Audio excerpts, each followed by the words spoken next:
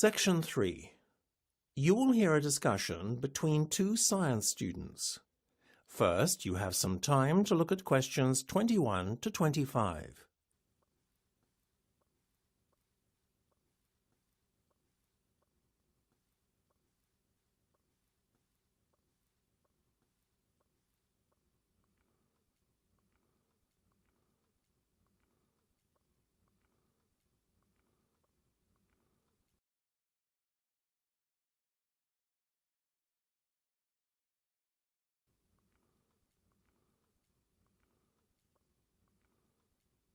Now listen carefully and answer questions 21 to 25.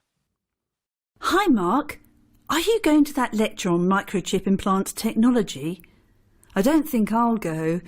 It's not that it's not a relevant field of study, it's just that it isn't personally relevant to me.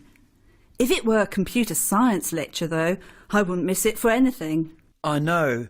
Still, I think the concept of microchip implants is rather intriguing. Whether you like the idea or not, such a technology opens up so many possibilities. Almost everyone stands to benefit from it. It just sounds so futuristic and like something out of a sci-fi novel to me. Funnily enough, microchip technology was first predicted in a sci-fi novel over half a century ago. More amazingly still, the prediction didn't fall far short of reality either. But what sort of person would implant a microchip in their body? Oh, I don't know. Gadget and techie enthusiasts for one. Whilst we may not have the technology available at the moment to use their full potential, they will have uses in many fields in the future, I'm sure. But doesn't the implantation of the chip hurt at all? I'd imagine it was quite painful. Actually, from what I've heard, it's relatively painless. All you feel is a slight prick on your skin as a needle with the chip is inserted under your skin. Just the thought of it makes my stomach turn. But isn't it quite unsightly? Doesn't the chip show up as a bump on the skin surface? No, not at all. It's really minute, you see. It's so small it fits into the size of a thumbnail. Well, it's certainly not my thing for sure. I think you ought to come to the lecture, though. You might change your mind. No, you go. If you find out anything interesting, then you can tell me. I'll be around on campus for at least the rest of the afternoon. OK, you're on. Great. We'll meet after the lecture then. See you. Bye. Before you hear the rest of the discussion, you have some time to look at questions 26 to 30.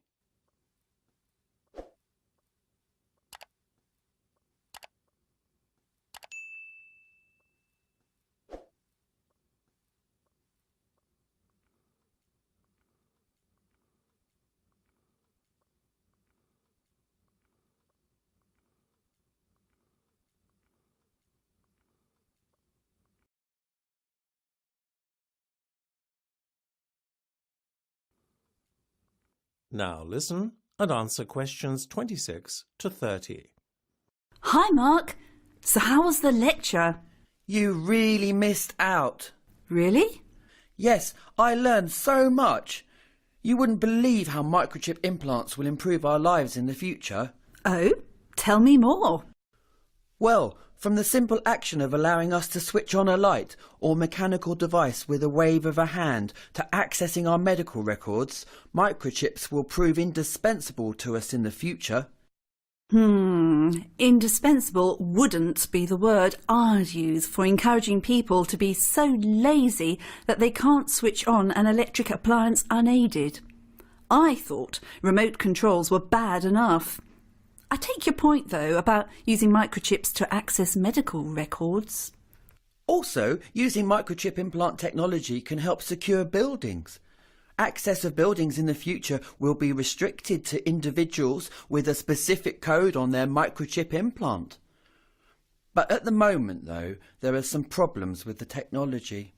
Like what exactly?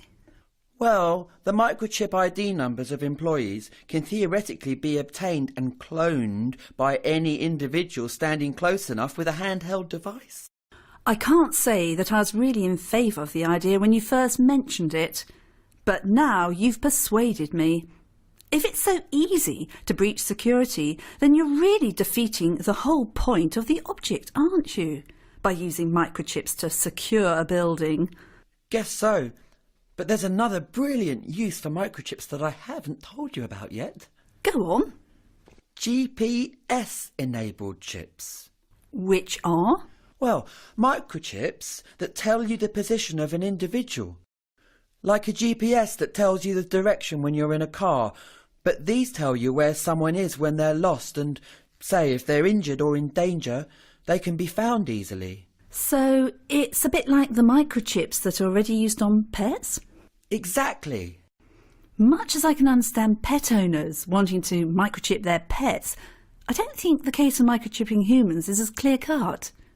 I mean, is it wise for an individual's movements to be known to everyone? That could place some individuals, such as political activists and those escaping persecution, under threat.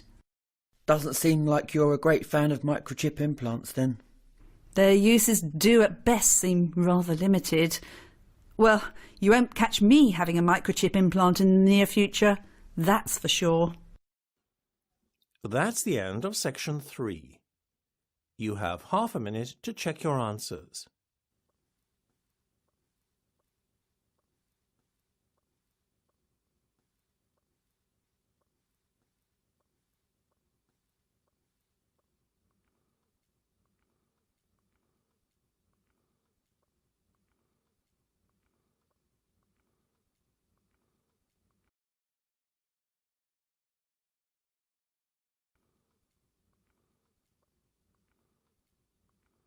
Now turn to section 4.